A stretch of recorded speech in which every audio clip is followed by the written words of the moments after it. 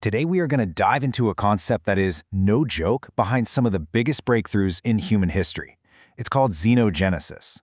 Now, it might sound a little academic, but trust me, the idea behind it is super simple and honestly pretty powerful. It's all about how real innovation almost always comes from the outside. Okay, so let's jump right in with a puzzle. You're looking at a painting that basically broke art history. Picasso's Les Demoiselles d'Avignon. For 5 centuries, art had certain rules. And then, this happened.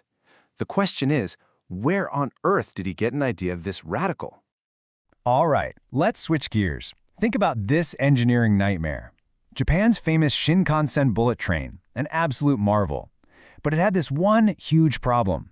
Every time it shot out of a tunnel, it created this massive, deafening sonic boom.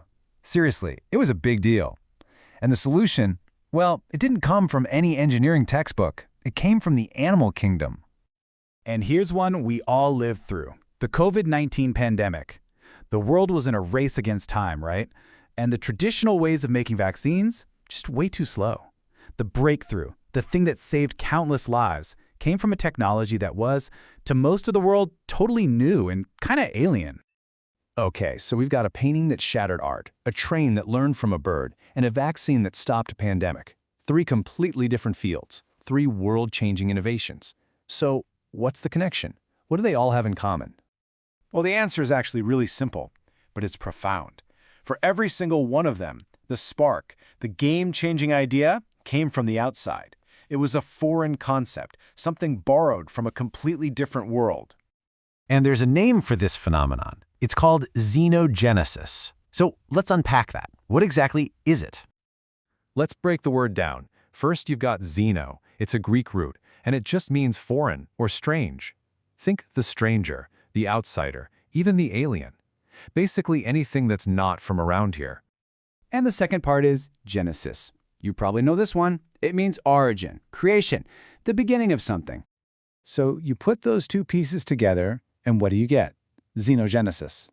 And it's this powerful idea that true creation, the origin of something genuinely new, almost always comes from the other. It comes from the outside. And you know what this does? It just completely blows up that old myth of the lone genius, right? That inventor locked away in a lab, creating something out of thin air, ex nihilo. Xenogenesis tells us that's mostly a fantasy. Real innovation, the stuff that changes the world, is all about connection. It's about borrowing, mashing things up, and bringing in ideas from totally different places. Okay, so if the best ideas come from the outside, how do they actually get in? I mean, it's not like they just show up on your doorstep, right? Turns out there's a pretty well understood process.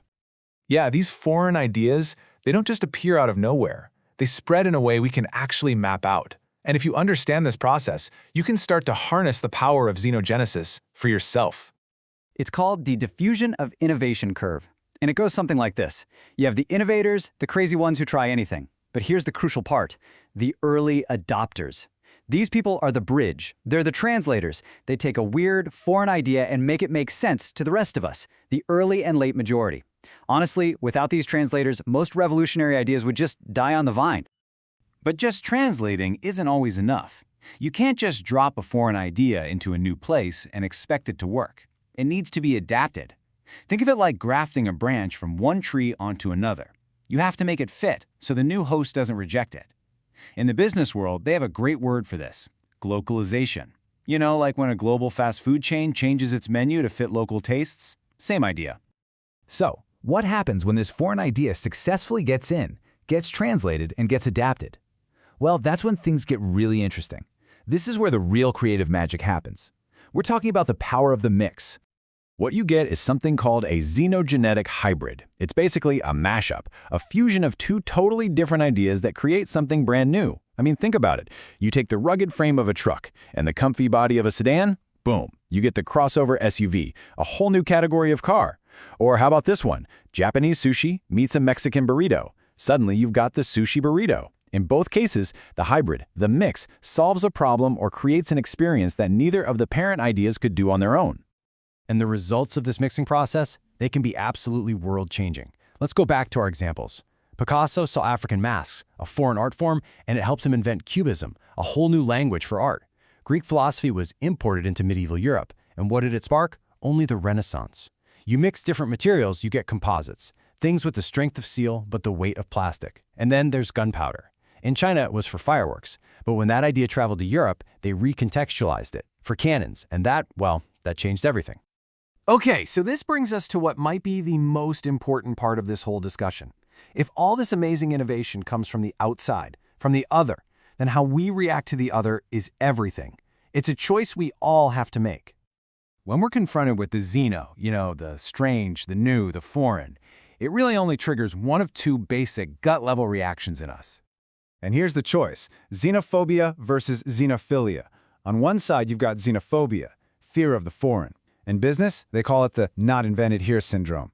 It leads to the system getting old and crusty, systemic ossification, and eventually decay. But on the other side, you've got xenophilia. It's not just tolerance, it's an active love of the strange. And that path leads to constant learning and ultimately to radical innovation. And make no mistake, the stakes here are incredibly high. This isn't just a philosophical debate.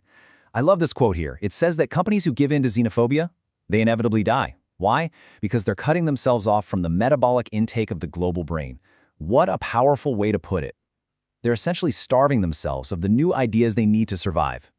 And this doesn't just apply to companies. It applies to entire civilizations. Think about the most vibrant, dynamic places in history. The ancient cities along the Silk Road, or a modern hub like Singapore. Their success wasn't built on what they had internally, on their own natural resources. No, their power came from being a zone, a place for exchange where foreign goods, people, and especially ideas could flow freely.